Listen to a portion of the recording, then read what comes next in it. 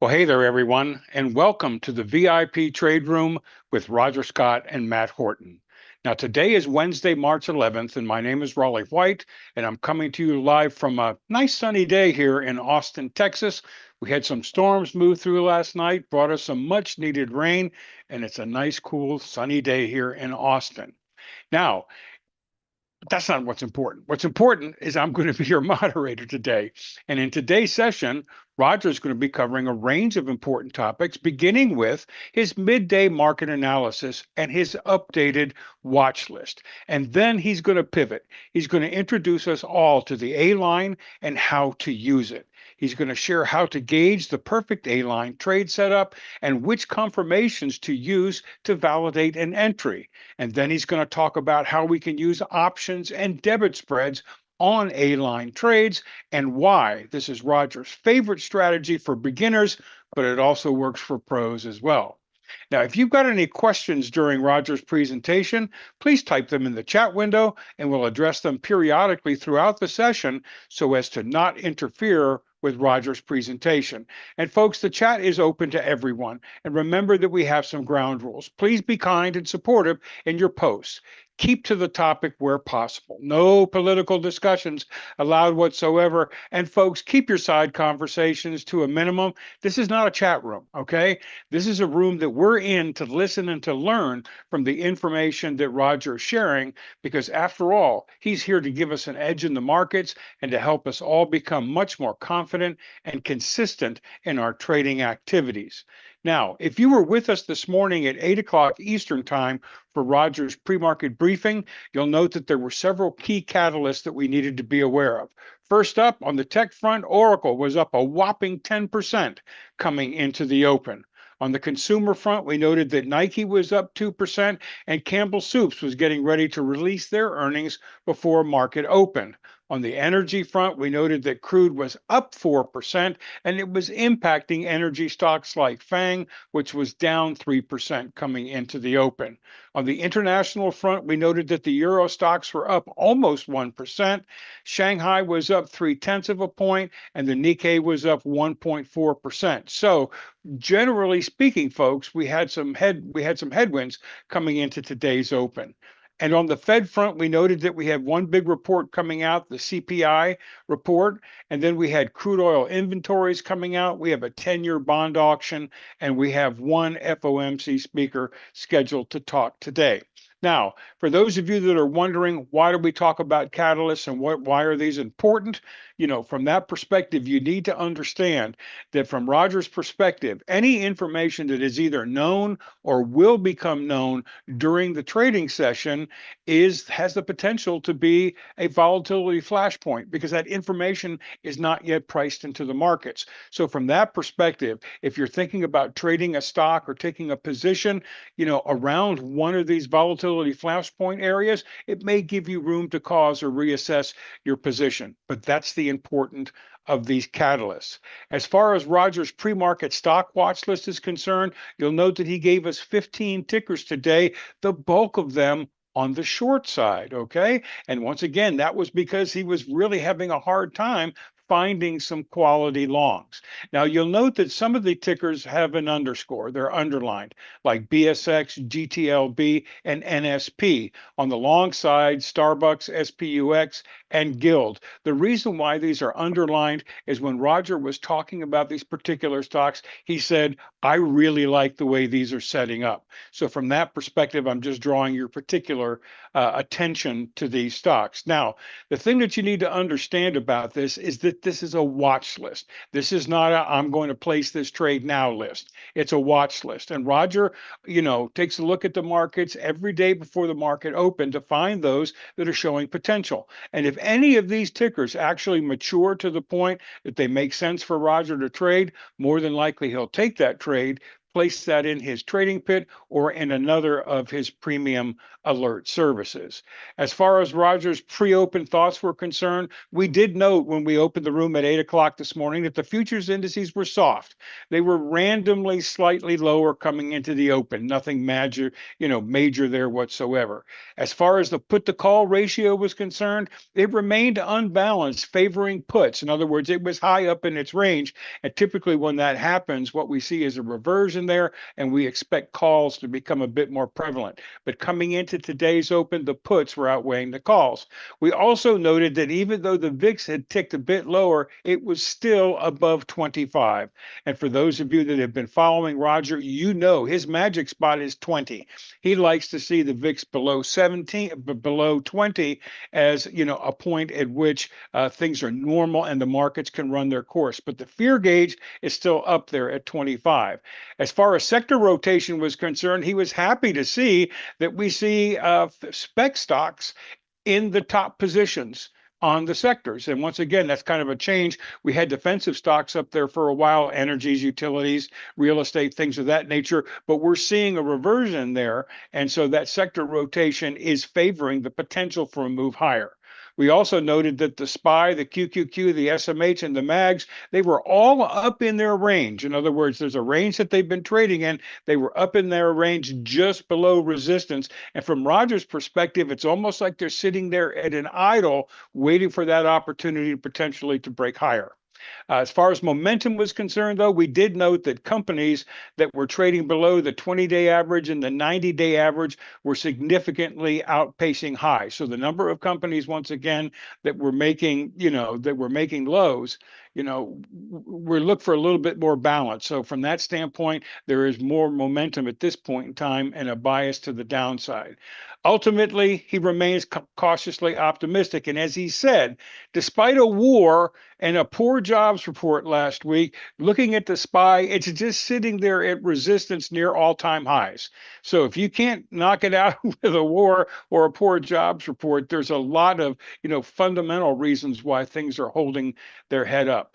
But that being said, there's a lot that is going on. And he said, as traders, we need to be careful. We need to keep an eye on the VIX and need to keep an eye on crude oil. Why? Because those are the purest indicators as to how the war in the Middle East is impacting the markets. So once again, we're seeing a relationship there where the VIX and the crude seem to be moving together like this, and it's having an impact, or it's hurting the markets from moving a bit higher. And he also says, keep an eye on those companies that are making 1 month lows. So you know that when Roger comes in and he kicks things off, he is going to be giving us a midday market analysis. And I always look forward to that because the markets these days are very dynamic.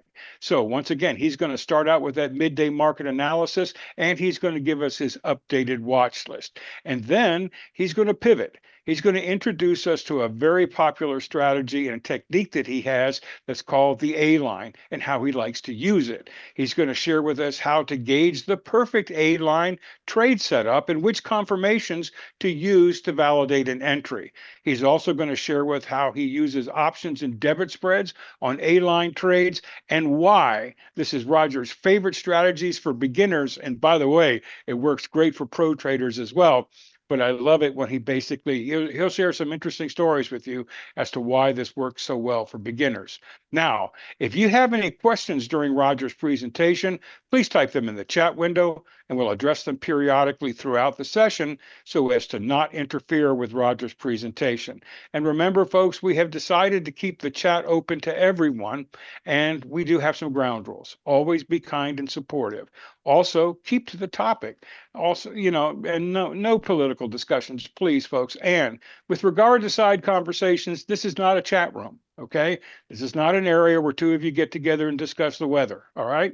We are here basically to learn and from the information and the education that Roger is sharing with us, because after all, he's here to give us an edge in the market and to help us all become much more confident and consistent in our trading activities. And with that, let's say hi to the team. Matt, good to see you, buddy. Roger, good to see you. I know, Roger, you said TPC, so there's a big tournament going on where you live, and is that why you guys are at home because of traffic and Yeah. interference and things like It's that?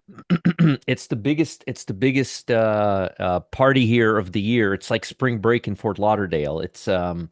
And our office is literally like a block away from the entry to the resort. We literally our office is like on the corner of where the entry is. So it's like bumper to bumper traffic in 405 freeway for like an hour and a half, and it makes absolutely no sense to drive to work. I mean, Players Championship, yeah. It absolutely makes zero sense to go to work. I mean, Yeah, why? Why if you can work from home, right?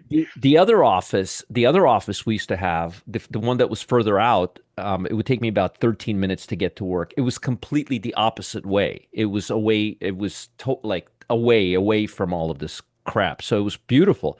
But this is literally right at I mean, like our office couldn't be worse positioned for this. The good thing is it only happens once a year, every year, so it's not a big deal. So Matt and I just work from home those days, and which I don't mind doing at all. Neither does Matt. It's just it would make our life extremely difficult for absolutely no reason. Yeah, if you're a golfer, there are some folks I saw this morning, Raleigh.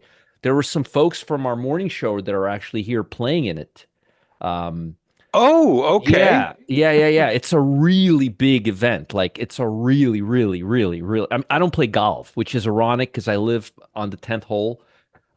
But I don't play golf at all. I thought I would once I'd move here, and I tried it, and it's just I guess it's something you have to get into when you're younger. I don't know. It's just not for me. I mean, it's a great T-Bus can't get enough of it.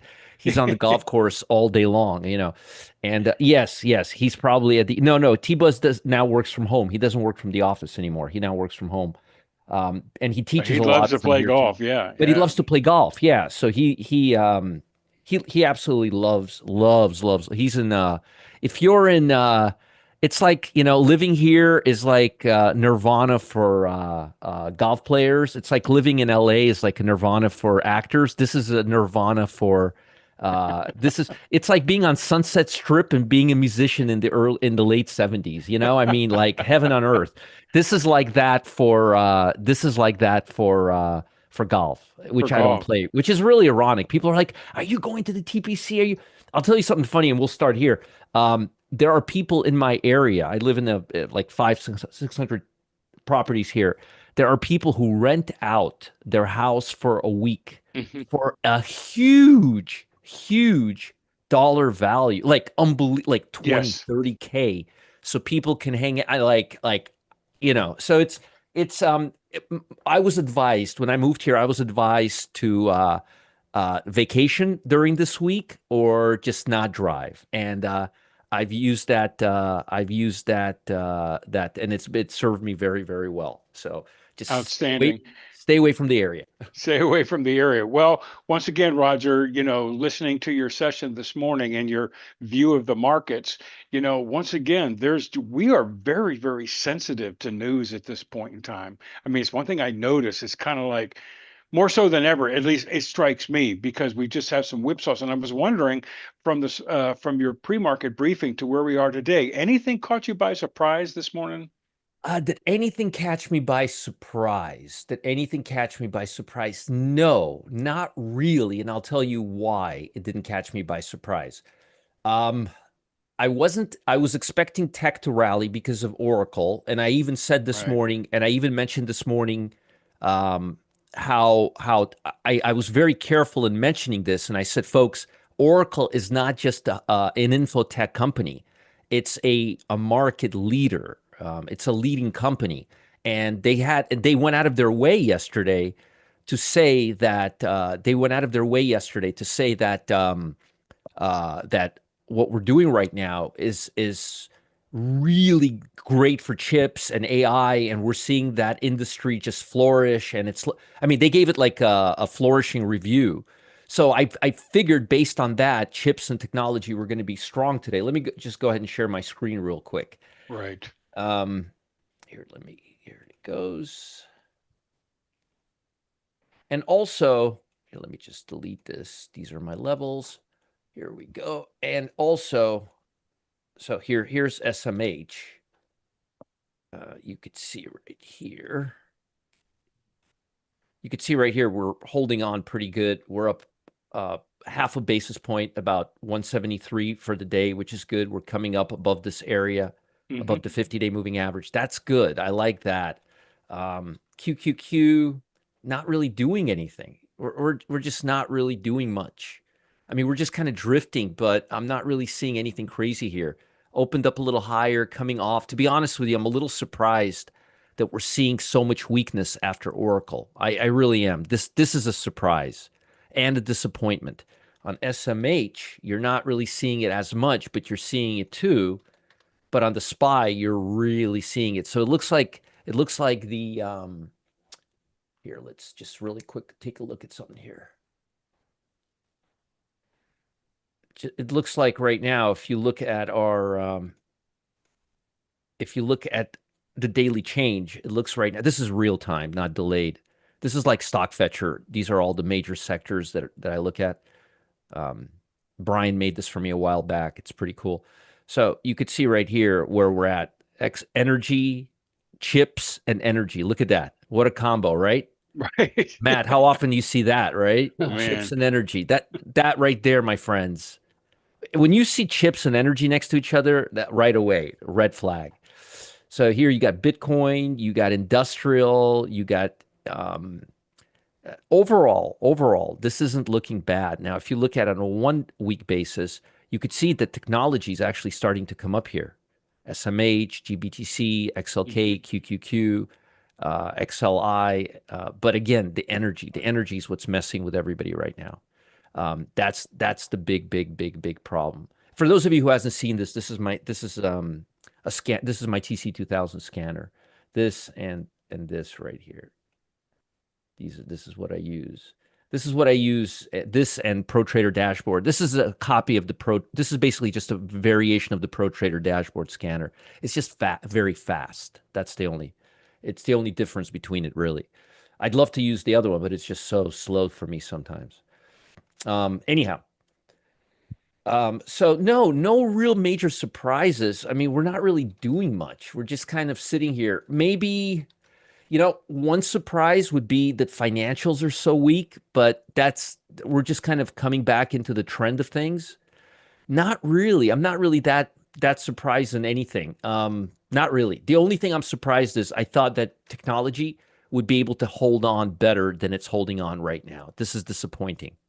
This is really disappointing. Really disappointing. I thought Oracle would really spruce it up. You have a head and shoulder pattern here too, by the way. Here's your head, here's your shoulders, there's your neckline, and there's your breakdown. For anybody that's interested on a 5-minute basis, right here, right here. This is just using overnight.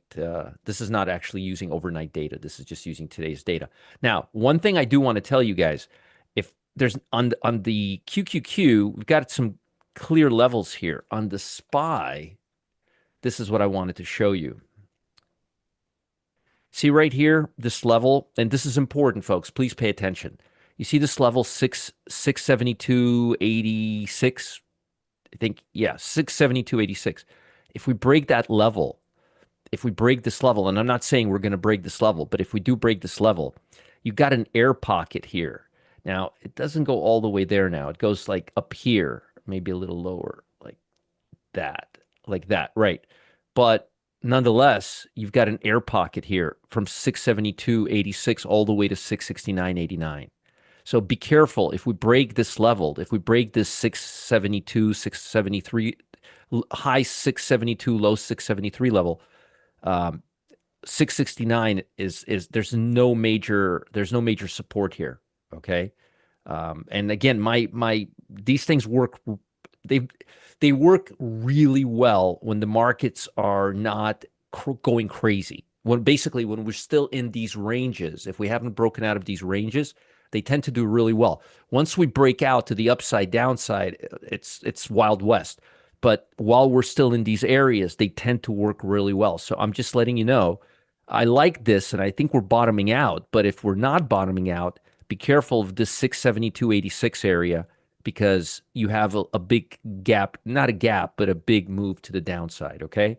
Just something I want you guys to be mindful of. Mhm. Now, let's just check a couple of things that we check in the morning before we move on, because, today is we're still in a very vulnerable state.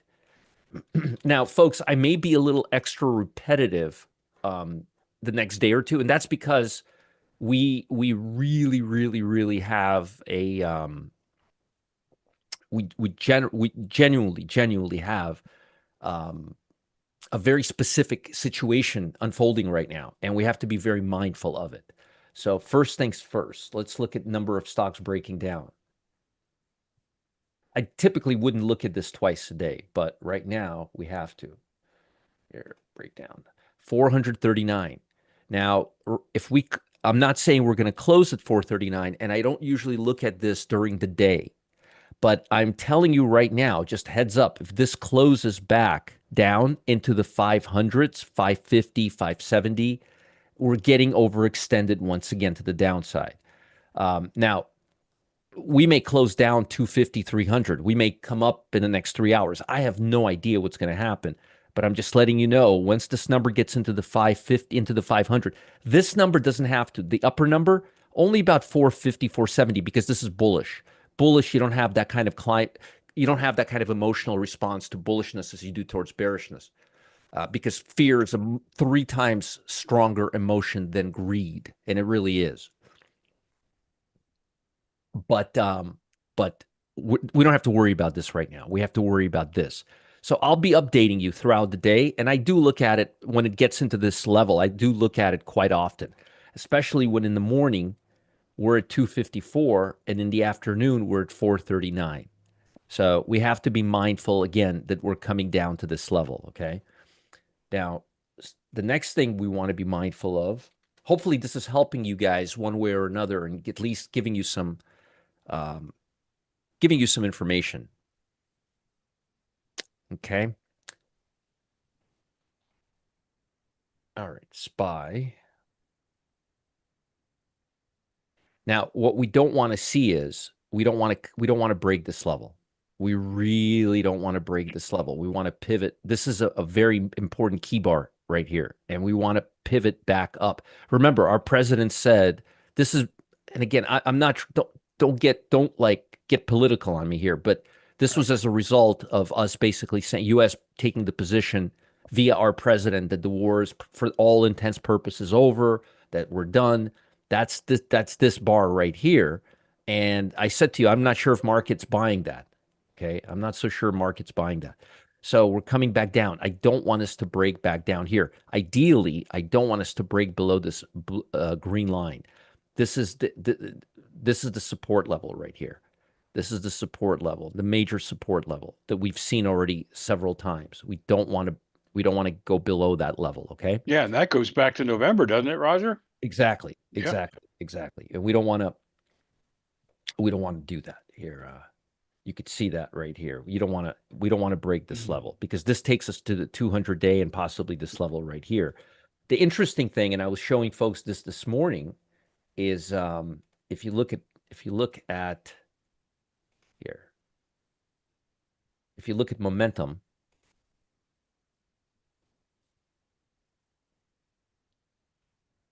you could see that we're already below those October and November levels, Raleigh. Yeah. We're going to fire Powell. No, we're not going to fire Powell. And this is something else here. You could see it right here.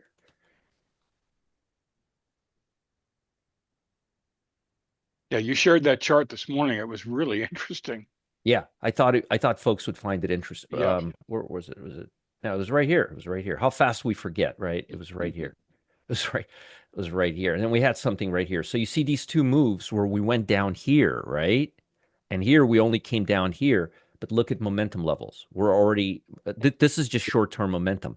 That's telling us now. Here, I'm going to step back for a second, and I will say this: that in light of seeing this picture right now, and in light of seeing that we couldn't go right here, and even here, we couldn't go below this level, and the fact that we're there, that's telling me this market is pretty darn resilient. And I mean, think about this, folks. We had the worst jobs report last Friday. I mean, it was the worst job. Matt, have you ever seen such a bad jobs report? No. We were expecting like positive 80,000. We got like negative 60. I mean, it was Yeah, like, it was huge miss. Yep. I mean, like it's like, hey, we're going to Disneyland. No, we're going to prison. I mean, it was that, right?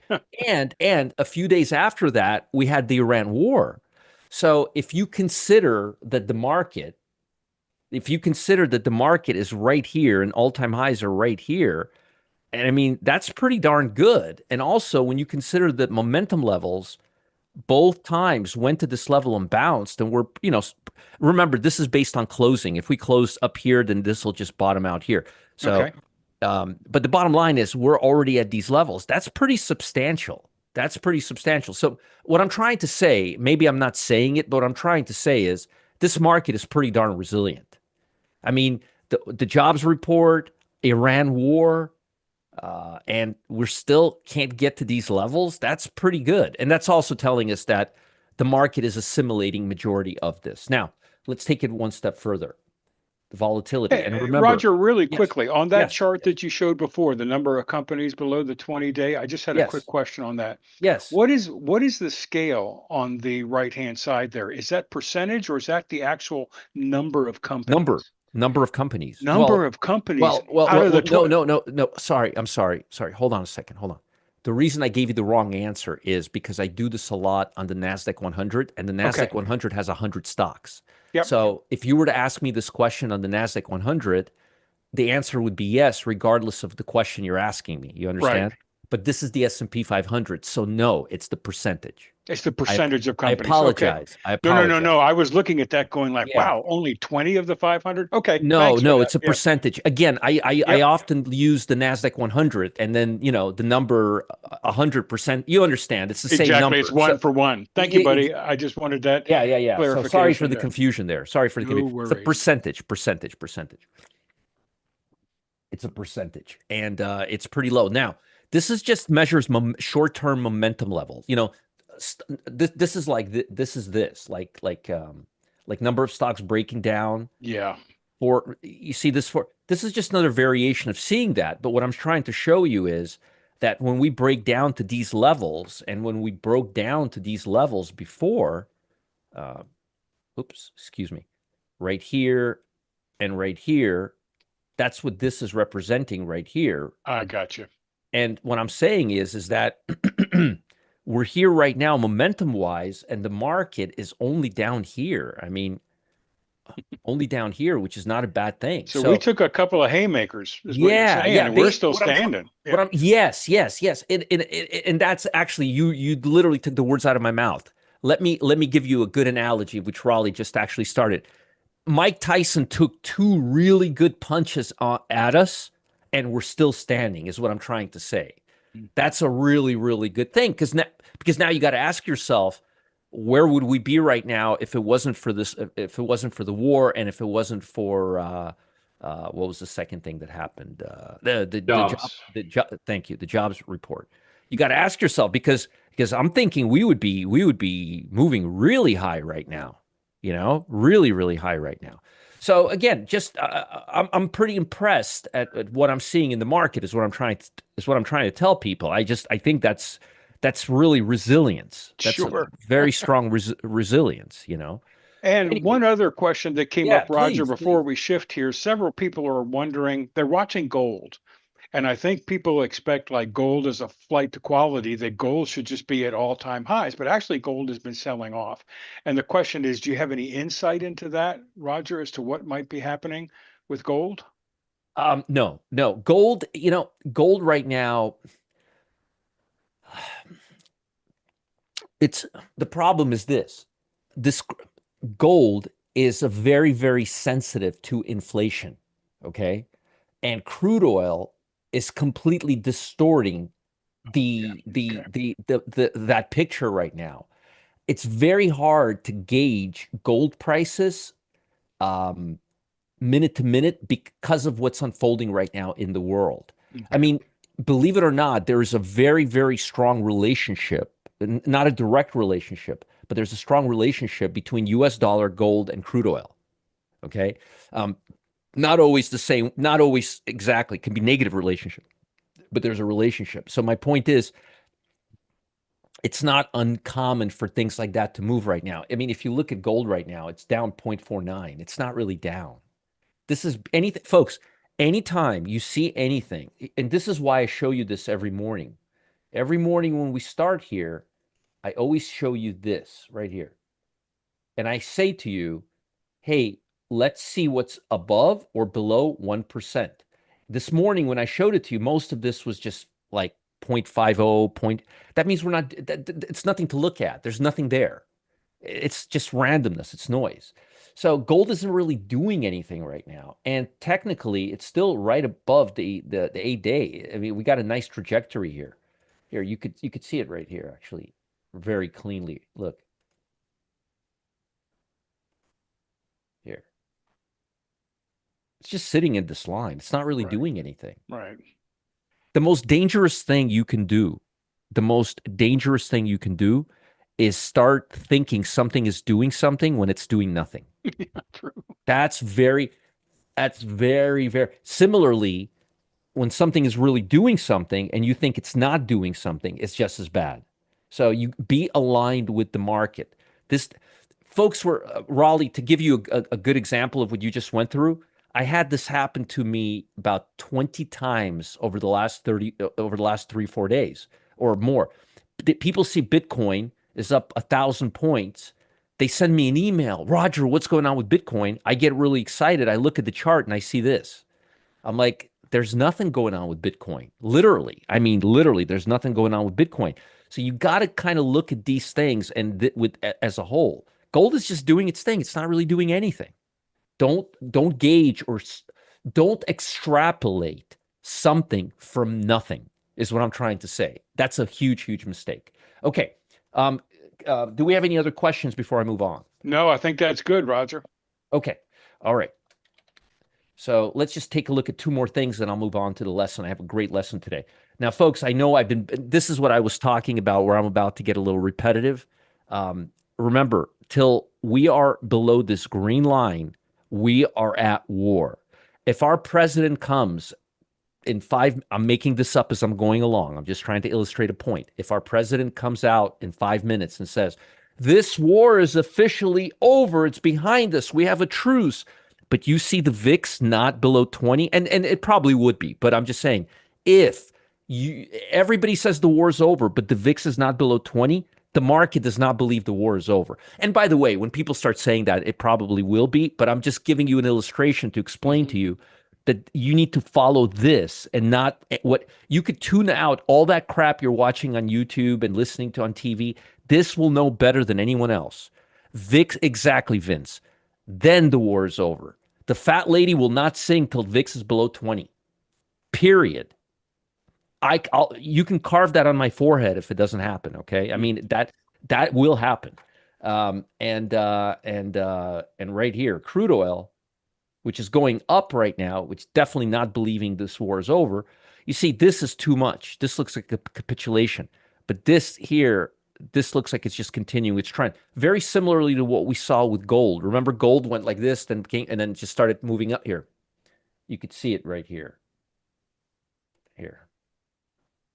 This right here. This you can't, this is not sustainable. This is panic. Okay. And crude oil, this is just madness right here. This is not sustainable. But this is. And so far we're following along the 8-day EMA, and so far we're going higher. Yeah, and I remember you talking about another barometer is if crude can settle and trade below 77, and if the VIX is below 20. Yes. Those are the kind of the two things that you're looking for to see that and nothing else. And if my father calls me in 5 minutes and says the war is over, I'm going to say no, it's not. If Time Magazine says the war is over, but these things are not where they need to, it ain't. My point is this: nobody will tell you better than crude oil and VIX when this war is over. Nobody. Price action is key. And I'm exaggerating. It will. I mean, if the war's over, this thing will drop faster than you could say, "Who's your daddy?" But we got to, we gotta wait for that to happen. Matt, do you disagree with what I'm just saying? No, not at all. Which Yeah, I is didn't. why I'm so concerned crude's hanging on. Exactly. So yeah, the war is not over, folks. Not close to being over. I'm just letting you know. Please don't. This is not political. I'm basing this simply on price action. Okay, there's nothing to do with what I think, what I feel. The truth is, this was completely news to me. I did not know anything about this war coming. What I did find interesting was that the financials were going down 2.5 to 3 weeks before this war was getting started for absolutely no reason, and I couldn't find the reason why, and it was driving me crazy. And they sort of kind of stopped for a while right when this war started. So I find that very interesting. All right. Now, let me give you my stocks on my watch list, and I want to give you a lesson. I want to give you a really good lesson. Okay. All right. Price action, my friends. Price action. Nothing will tell you better than nothing will tell you anything better than price action. There has never been a presidential election you wouldn't be able to predict ahead of time with price. Price action will tell you everything. And look at gold. See how it's just moving up on this trajectory? It looks fine. Okay, short side first. MTD. We're below all the key averages. We're breaking down. We got some high volume candles. And when you look to the left, you don't really have much here. You don't really have much here all the way till July. Okay. All right. Let's see here. Okay. V, financial, V. Okay. Choppy stock, but you have A line, which we're going to be talking about in a minute.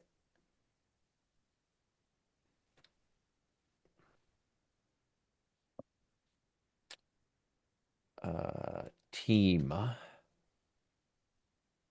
Okay. It's a nice look. Very, very nice look. By the way, notice price is going down. You see how much yellow candles we have? That's high volume. That means that price didn't just go down. Institutions sold this. This is institutional selling. This is regular selling. This is institutional selling. Okay? See how volume is moving up? That's institutional selling pressure. Okay. Team, W day, work day. Right here, you could see a lot of institutions sold this sucker off right here. Looks like it wants to go for another round right here. To the downside. Toast. The stock is toast. Okay. MCO. Oof. Financial stock, not good. If the market goes down, this stock will go down because they do ratings for bond companies for private bonds, for security bonds. So you guys know Moody's, Class A bond, Class B bond. You guys know what I'm talking about. Mm-hmm. Par. Nice trend. By the way, see this selling pressure? That's institutions, my friends. Look at how yellow, institutions. And coming down to 8-day right here. And volume is getting higher and higher and higher and higher, not lower. Victoria's Secrets. Now, I don't think she has any secrets left. She doesn't have many secrets. Right here, double top with this being the higher high. That's significant. The fact that this is the higher high, not this. The fact that we broke down below the 100-day, the fact that this is breaking down, I would probably put an alert right here at 44.30 and trade it once it consolidates here and breaks down, but your target would be the 200-day moving average. And again, notice when we break down, you see the high volume bars? See that? Volume. There's volume behind us here. And Roger, to that point, some people are wondering, when you see those high volume bars in your mind, is that telling you that the institutions are involved and they're the ones Definitely. driving that volume? Without question. Yeah. It's telling me that for sure. Because think about this, right? This is the 50-day volume average, okay? For this to light up, volume has to be 25% above this line. That's institutions. Think about it. Who do you think? Okay, Yeah. so look. Average volume is 2.1 million. This day volume was 5.9 million. Gee, let's think. Who do you think Raleigh added another 2.8 million shares of volume? Of course it was institutions. Who else could it Grandma. have been? Grandma, right? It was grandma Yeah. selling her 5 shares. Yeah. I always use that example, right? Grandma selling her 5 shares of Amazon. Of course it was institutions. Folks, certain things you have to think long and hard about. Certain things are staring you in the face. The fact that institutions were involved here is a fact. It's not a theory. That's right. And It's a that's what we want to fact. do, Roger. We're trying to find out what institutions are doing. And some other Yeah. people are wondering. So, Roger, on this particular stock, are institutions driving the price down to a level that they might want to buy back in? Or at this point in Yeah. time, are they just liquidating and maybe looking at something else for their money? That's way beyond my pay grade. I don't know. Okay. I have no idea. And nobody does. And if anybody tells you they know, they're lying to you straight Right. through their teeth and pretending that they know just to show you how smart they are. I'm not that smart, folks, and I'm very confident in my intelligence, and I'm telling you, nobody can tell you that. Nobody. Well, you know who can tell you that? What's his name can tell you that. Ken Oh, Griffith can tell you that. If you ask Ken nicely, maybe he could tell you that. He knows the answer because it's his fund. He's the one that's doing it. But I wouldn't have a clue. And here you could see a lot of white candles mhm. and you see how volume is high here. Institutional buying happened here. And here, not much of anything happened. And by the way, look what happened to price here. It doesn't go anywhere. This is why we pay attention to the colors. All right. Yeah, Victoria ran out of secrets. We got one more short. Best Buy. It's a nice. By the way, almost every stock I showed you today is an A line to the downside so far. Every one. Let's just take a quick look. MDT. No, that's not an A line. That's an A line. Team. That's an A line. That's an A line. That's an A line. That's an A line. That's a beautiful A line.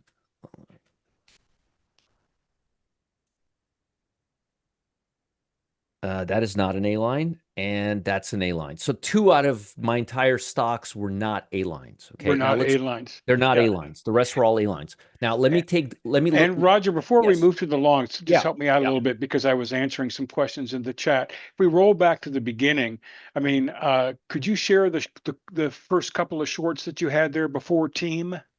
Yeah. MDT Okay, and V.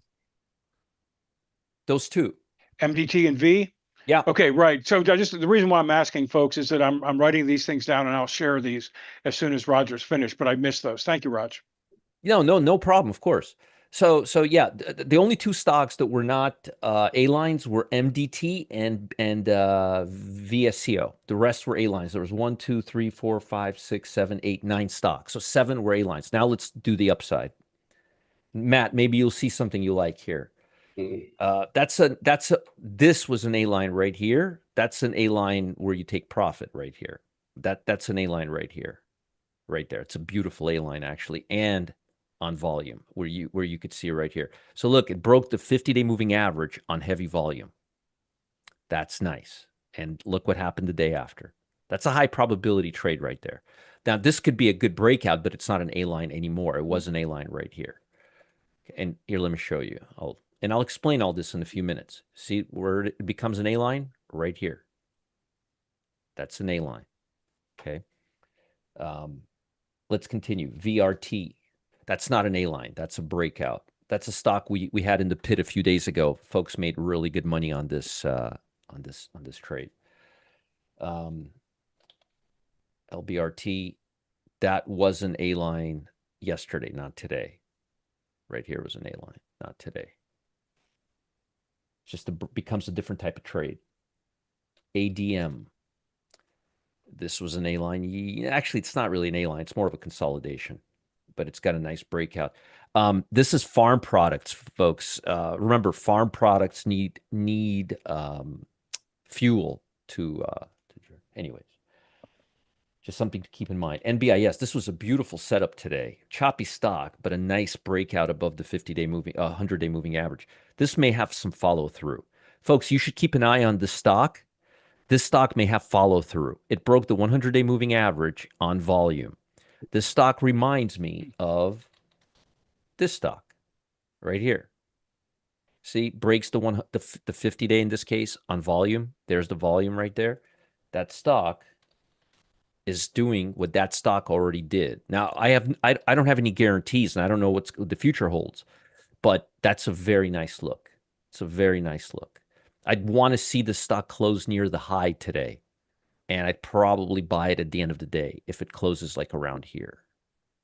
And I would use my relative strength scanner to help me find that. Just like you guys have at Pro Trader Dashboard and the pit. Moderna, that's a nice look. That's a very nice. By the way, healthcare stocks are not that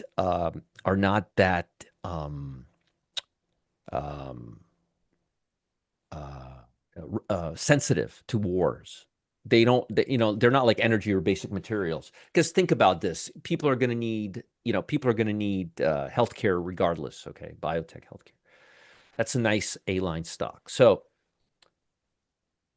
EQT. That's this is a natural gas company, okay, which I think is kind of interesting because we haven't heard much about natural gas, but there could be some issues with natural gas coming up if there's more explosions. I mean, you would think, I mean, there's right? there's a lot of liquefied natural gas coming out of the Middle East, largely Right. to Asian countries like Japan. Right. And right. Yes. Did you guys know that Japan relies on like 85 or 90% of its energy from Middle East? Mm-hmm. It's a huge percentage. It's much higher than I ever thought it was. I'm kind of surprised that Japan is holding on so well in light of this. That's probably why they were the first, I think it was yesterday, were pleading for the either Europe or America to open the strategic reserves. Both, Yes. Yep. both. Yeah, Japan release from their strategic reserve today. Gotcha. Thanks, Sean. I really like this stock a lot.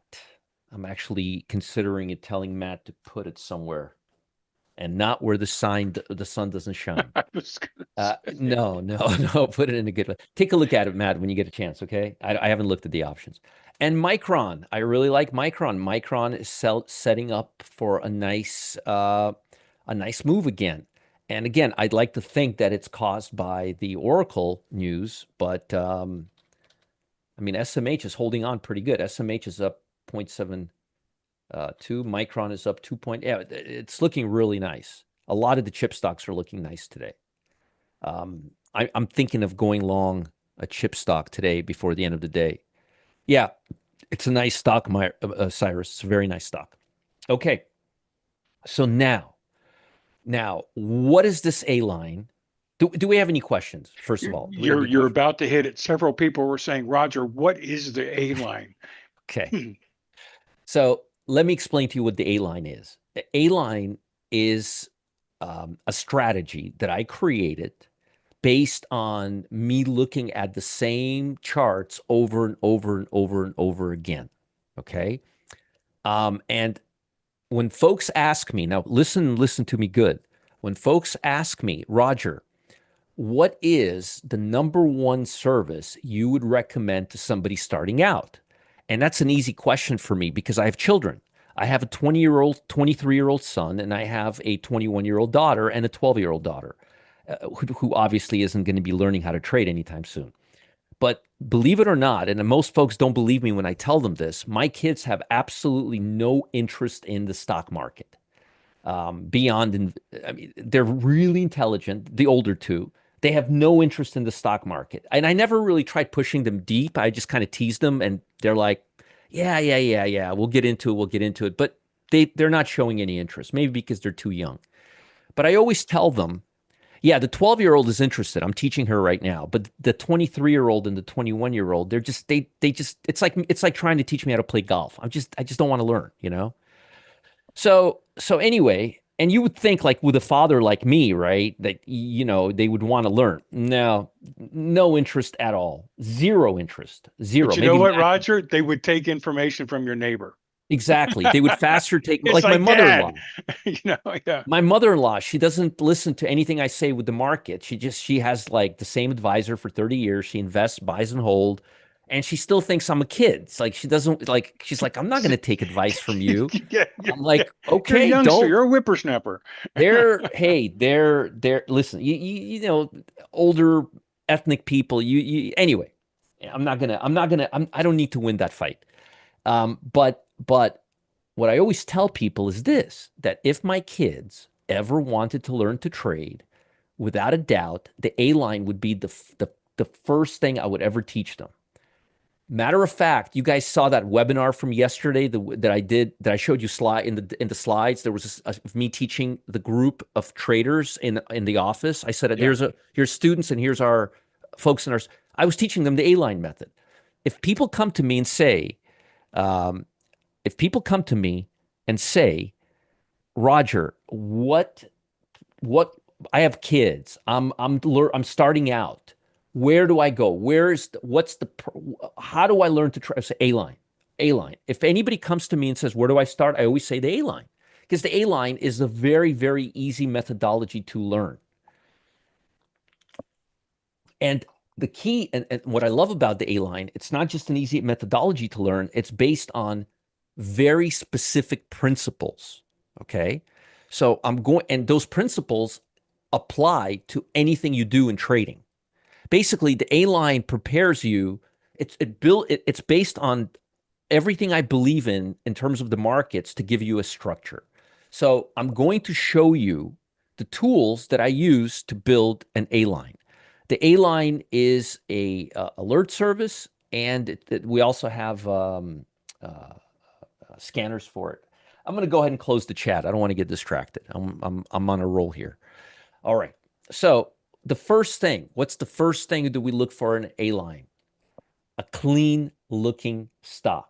So let me give you an example. You see Visa? You see how if you don't time your entry perfectly, you're going to get chopped up? Look, see how the bars are on top of the other bars?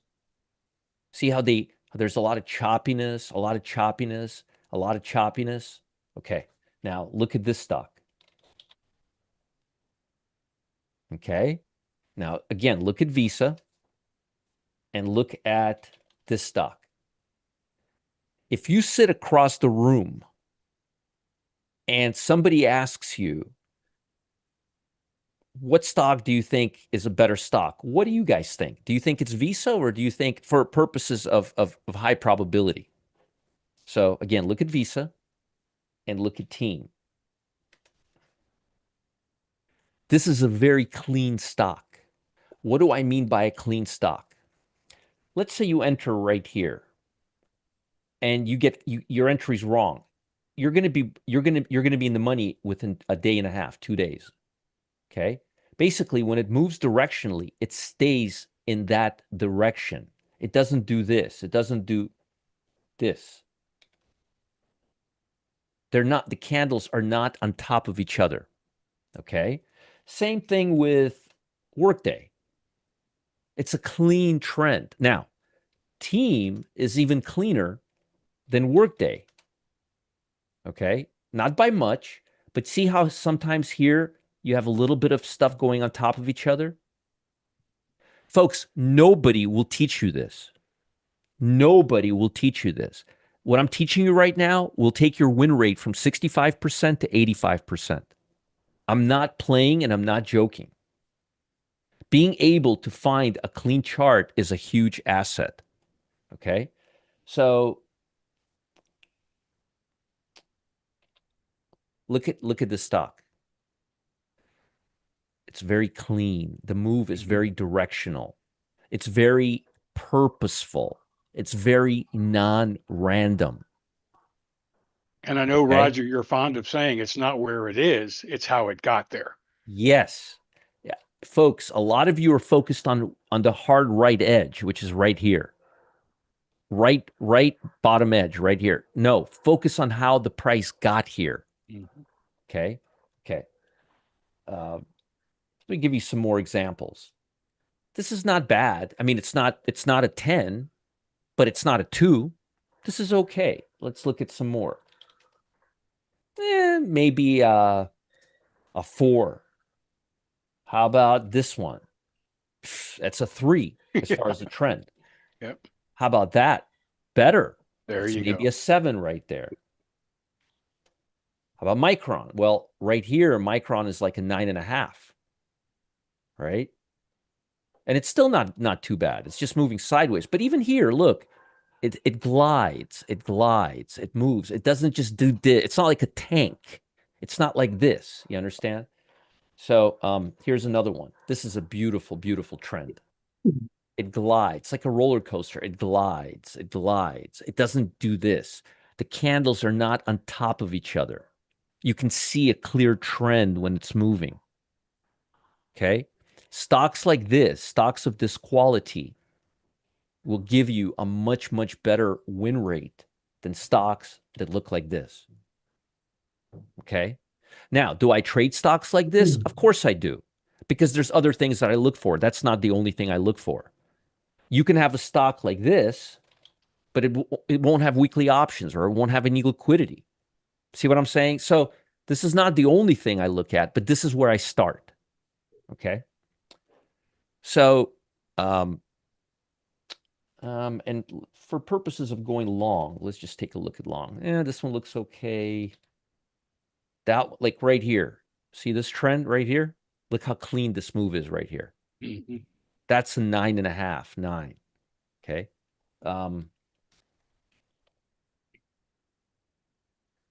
Not a bad trend.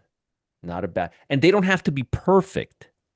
They don't have to be perfect, but they have to be clean. The cleaner the trend, the easier it will be for you not to get stuck in that stock.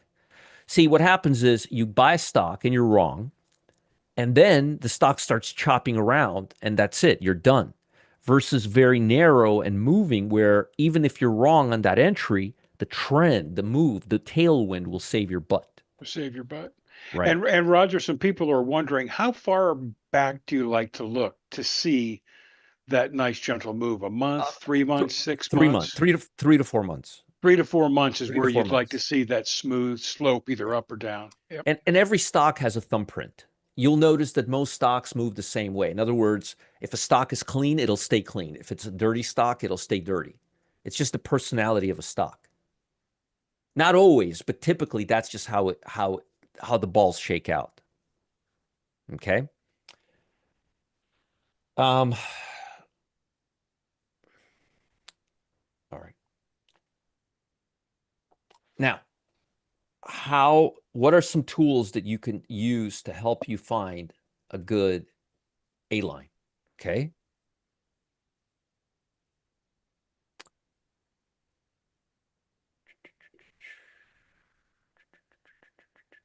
The best thing to filter out those stocks is your eyes.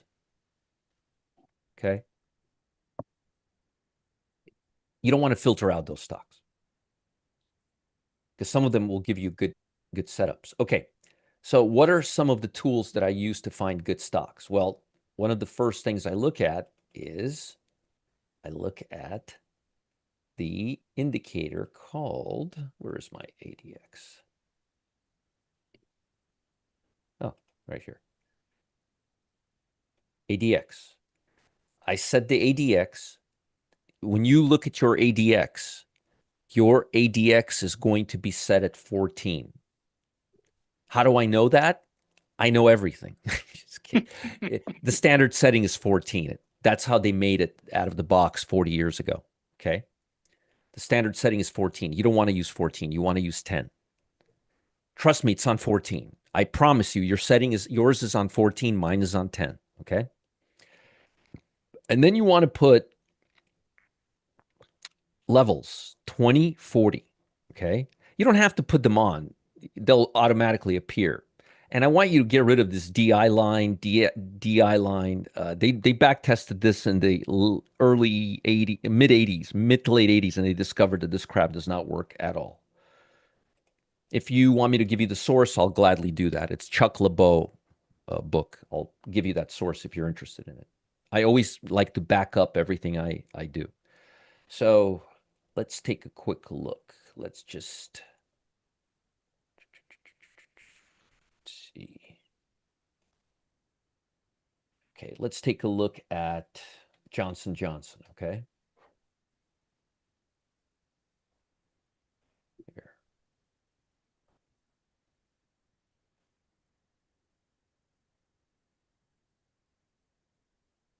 Okay.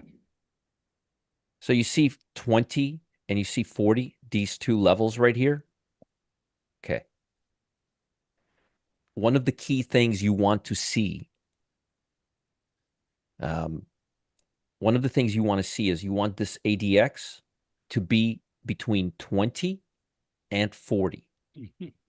That's one way to eliminate nasty looking charts. If the ADX is between 20 and 40, that means you have a trend. You have a trend in the stock. Okay. Well, Roger, what if it's going down? What if it's going up? It doesn't have eyes. It doesn't know which way the stock is moving. It has no idea which way the assets are moving up or down. It just measures trends. So when something is trending, this will start moving. When something stops trending, this will stop moving. See how it's moving sideways here? It stops trending and it starts moving sideways. This is moving down.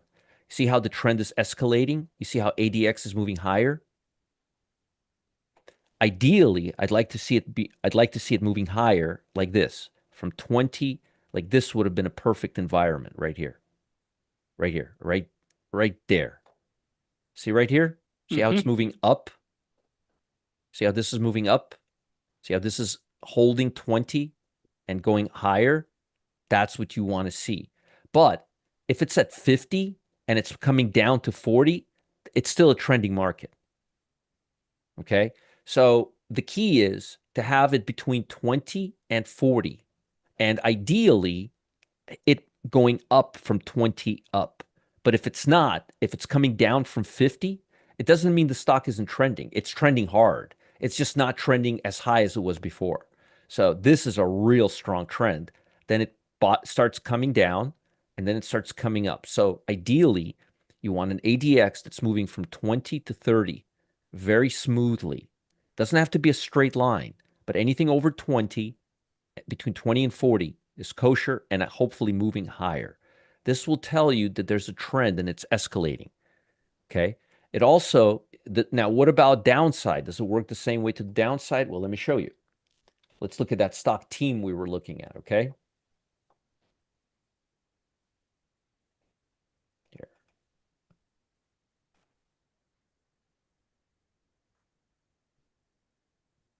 There we go. Okay. See how we have a nice clean trend here? See how the trend is moving down, but this is moving up? It doesn't know which way the stock is going. It just sees, when it sees a good trend, it starts trending higher. Now, well, Roger, what about when it's at 50, above 40, 40 to 60? It's too hot. The trend is too strong. This is too strong of a trend. This is a waterfall. This is 45-degree slope. You don't want that. You want it something like this at the most, at the most. This is too much right here. This is a waterfall. This reverts once it gets past 40, 50. So you want something coming up like this. You want something coming up like this. This. Does that make sense? So when this starts coming down more, this is going to actually revert and start coming back up. But again, you see how this entire time we're right here, right now, we're between 20 and 40. And 40. Right here and here. That's a good enough trend for us. So the way it's sloping shouldn't be a make it or a breaker if you see a good trend. But make sure the ADX is between 20 and 40. Okay? Really, really, really. Roger, this is the reddest of meat, buddy. Good, good. Then I want the 8-day EMA. I want the price of the stock bouncing off the 8-day EMA. You see how the price is just moving in line with the 8-day EMA? So look, let me show you. Doc C. We're gonna have to tomorrow. I'm gonna be doing this session today and tomorrow and maybe even Friday. So anything that I did not finish today, I will give you guys. We'll finish up tomorrow. And also, I'm going to do a class right now that'll go over all this stuff and give you a lot of examples and so forth. But let me show you something right here. See how stock is moving along the 8-day EMA right here? That's what you want to see. See how the stock is moving along the 8-day EMA? That's what you want to see. Here, let me show you some examples. Okay. See how the stock is moving along the 8-day EMA? See how it's moving along the 8-day? So if it's moving along the 8-day EMA and ADX is between 20 and 40, that means you have a slope. So you have a stock that's moving at a slope that's bouncing off the 8-day EMA. It has, Jackal. It's been reduced to everything, including me giving you a document and doing it in real time here and saying we need this, and this. So very nice. See this 8-day EMA? I'll bet you the ADX is beautiful right around here. As a matter of fact, let's just quickly look at it. Roger, do you ever use the ADX as an indication as to when you might want to get out of or into a trade? No. Okay. No. It's a compass. It's a barometer. It's like a moving average. It's not an entry or an exit signal. It's just a barometer. Okay? Just a barometer. So you see here, see how ADX is going up from 20 and from here to here. So from here to here, we're at 40 and now we're back at 40. So it came down a little bit and now it's trending again. But you see, regardless of all of this, you could see that it's right. It's definitely above 20. And for a short time, this just means it's trending too strongly, that it's going to pull back. But once it comes back here below 40, you're still good to go. So my point is, when I saw this, I was like, look how well it's writing. And if it pulls too far from the 8-day EMA, it's no good either. I gotcha. So if you can, now there's a lot more to it than this. And I need to actually start the other class right now. I just realized that. But the first two things you need to have, the first three things you need to have is you need to have a clean stock.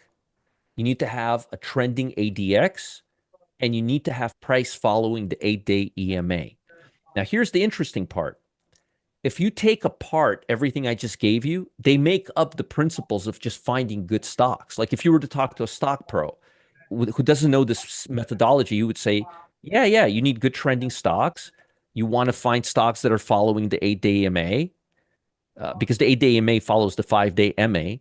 And you want to find stocks that that have a nice slope, and this helps you find all that.